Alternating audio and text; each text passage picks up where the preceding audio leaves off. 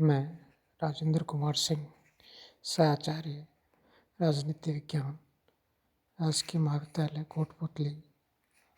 आज हम first year के फर्स्ट पेपर में अधिनायक तंत्र विषय पर चर्चा करेंगे। आधुनिक युग को लोकतंत्र का युग कहा जाता है, किंतु सत्य यह है कि यह युग अधिनायक तंत्र में परिवर्तित होता जा रहा है। दुनिया के अधिकांश देशों में किसी न किसी रूप में तानाशाही व्यवस्था का पदार्पण हो रहा है। एशिया, अफ्रीका और लैटिन अमेरिका के अनेक राज्यों में आजकल निरंकुश शासन व्यवस्थाओं का ही बोलबाला है। इन महाद्वीपों में जहाँ तक लोकतंत्र व्यवस्थाएं दिखलाई पड़ती है, उनमें भी निरंकुशता के बीज जमते जा रहे हैं। अब हम अधिनायक तंत्र के अर्थ और परिभाषा पर चर्चा करेंगे। अधिनायक तंत्र उस शासन व्यवस्था को कहते हैं जिसमें राजसत्ता केवल एक व्यक्ति में निहित होती है।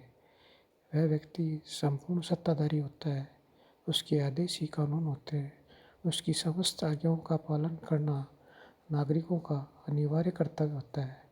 अल्फ्रेड कोबेन के अनुसार अधिनायक तंत्र उस एक व्यक्ति का शासन होता है जिसने अपना पद मुख्यतः उत्तराधिकार के रूप में प्राप्त नहीं किया हो, अपितु बल प्रयोग तथा जन सहमति से और साधारणतः दोनों के योग से प्राप्त किया हो। उसके पास निरंकुश प्रभुसत्ता होनी चाहिए, अर्थात समस्त राजनीतिक शक्ति का स्रोत उसकी इच्छा में होना चाहिए और यह क्षेत्र में असीमित होना चाहिए। उसे इस शक्ति का प्रयोग स्वतंत्रतापूर्वक कानून के रूप में नहीं वरन आदेश के रूप में करना चाहिए। अंत में यह किसी सत्ता द्वारा सीमित न हो, क्योंकि ऐसी सरकारें निरंकुश राज्य के लिए असंगत होगी। वस्तुतः अधिनायक तंत्र से एक ऐसे स्वेच्छाचारी शासन का बोध होता है जो स्वेच्छाचारी होने के साथ साथ अत्याचारी भी होता है। अधिनायक तंत्र के दो प्रकार हैं, प्राचीन अधिनायक तंत्र और अर्वाचीन अधिनायक तंत्र।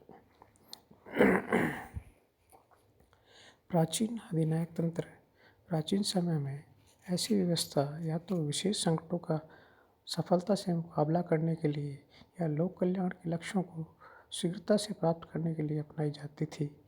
रोमन साम्राज्य में संकट के समय कानून व्यवस्था बनाए रखने के लिए कभी कभी विशेष अधिकारियों की नियुक्ति की जाती थी।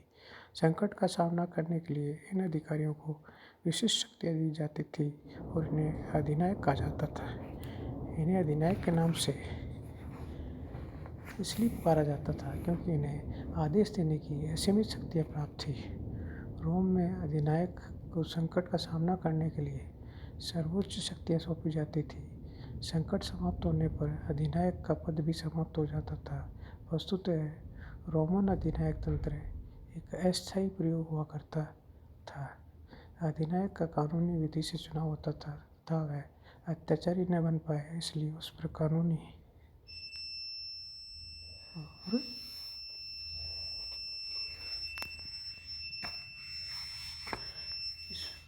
इसमें तो पंखे चलिए इतनी देर में चला गया मोटर।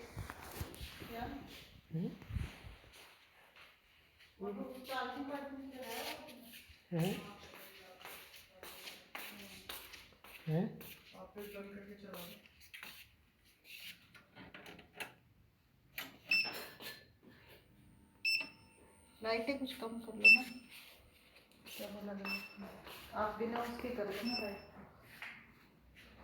चार्ज खत्म हो जाएगा, तेरे बंद कर देंगे। उन्होंने वो उसको लैपटॉप को लगाया ना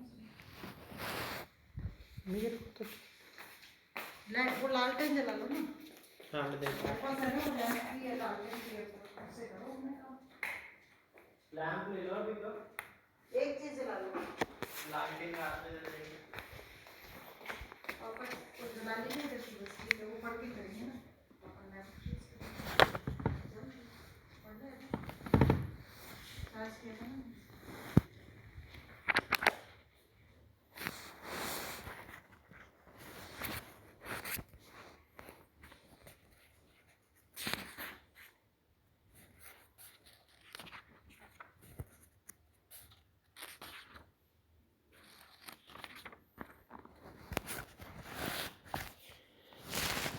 उसे आदेश देने की सीम शक्तियाँ प्राप्त थी। रोम में अधिनायक के संकट का सामना करने के लिए सर्वोच्च शक्तियाँ सौंपी जाती थी। संकट समाप्त होने पर अधिनायक का पद भी समाप्त हो जाता था। वस्तुतः रोमन अधिनायक तंत्र एक अस्थायी प्रयोग हुआ करता था। अधिनायक का कानूनी विधि से चुनाव होता था तथा वह अत्याचारी न बन पाए, इसलिए उस पर कानूनी मर्यादा रहती थी। संक्षेप में, प्राचीन अधिनायक तंत्र में निम्नलिखित लक्षण रहते थे। अधिनायक पर कानूनी नियंत्रण रहता था। उसका लक्ष्य लोक कल्याण था। अधिनायक को विवेकता प्राप्त रहती थी। अधिनायक उत्तरदायी था। समझ शक्तियाँ अधिनायक में निहित रहती थी। नंबर 2, अर्वाचीन अधिनायक तंत्र। आधुनिक समय में अधिनायक तंत्र से स्वेच्छाचारी अत्याचारी शासन का बोध होता है। इसमें राजसत्ता एक व्यक्ति में निहित होती है और शासन सत्ता व्यक्ति की इच्छानुसार ही चलता है। ऐसे अधिनायक पर किसी प्रकार का अंकुश नहीं होता।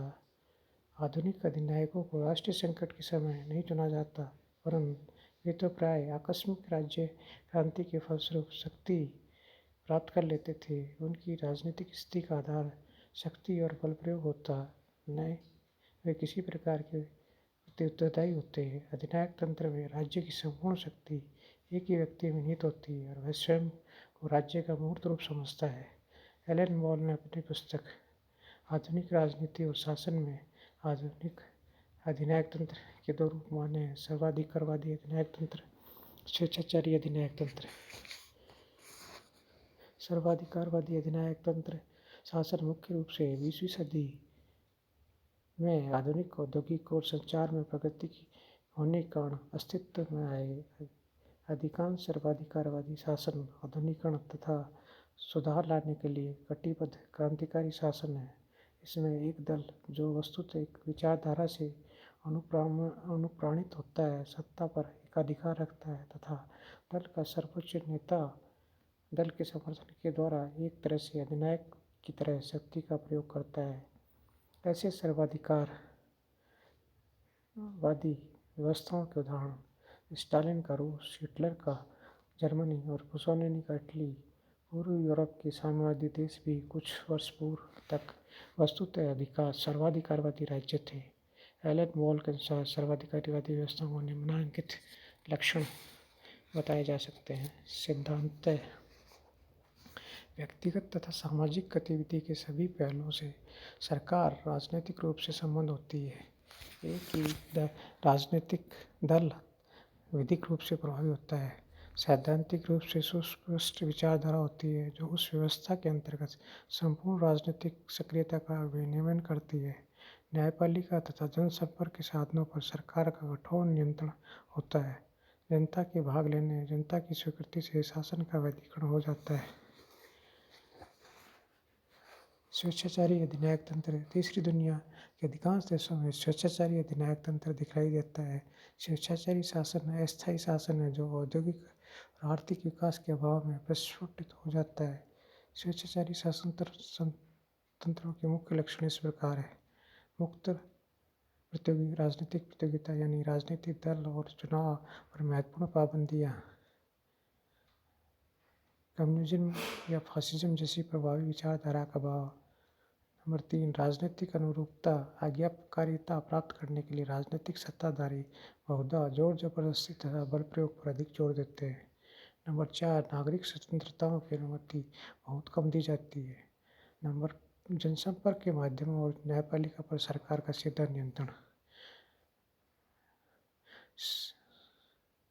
अक्सर सेना ही आकस्मिक राज परिवर्तन या स्वतंत्रता के औपनिवेशिक युद्ध के फलस्वरूप सत्ता छीन लेती है। राजनीति पर एक गुट का एकाधिकार नियंत्रण रहता है। स्वेच्छाचारी शासनों के उदाहरण है युगांडा, लीबिया, नाइजीरिया। किंतु स्वेच्छाचारी शासन पद्धतियों को तीसरी दुनिया का पर्याय नहीं मान लेना चाहिए। अब हम अधिनायक तंत्र के लक्षणों की चर्चा करेंगे। अधिनायक तंत्र के निम्नलिखित लक्षण हैं: लोकतंत्र विरोधी। अधिनायकवाद लोकतंत्र का घोर शत्रु है।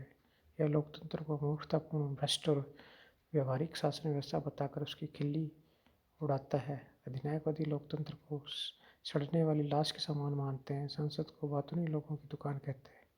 उदारतावाद विरोधी कॉकर कहता है कि अधिनायक तंत्र स्वतंत्रता, समानता, बंधुत्व जैसी उदारतावादी अभिव्यक्तियों का विरोधी है।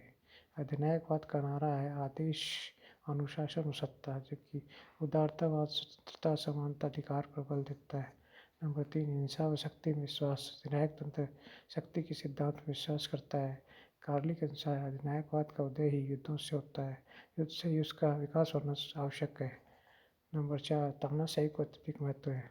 तानाशाही व्यवस्था में राज्य सर्वेसर्वा होता है। मुसोलिनी के शब्दों में राज्य केवल राजनीतिक संस्था मात्र नहीं है, राज्य एक आध्यात्मिक और नैतिक तथ्य है। यह जनता की आत्मा का रक्षक है। मुसोलिनी यह भी कहता है कि प्रत्येक व्यक्ति राज्य के अंतर्गत एवं राज्य के लिए, राज्य के बाहर उसके विरुद्ध कोई नहीं हो सकता। राज्य को प्रत्येक क्षेत्र में सब व्यक्तियों पर निरंकुश सत्ता प्राप्त है। व्यक्तिगत स्वतंत्रता का विरोधी है।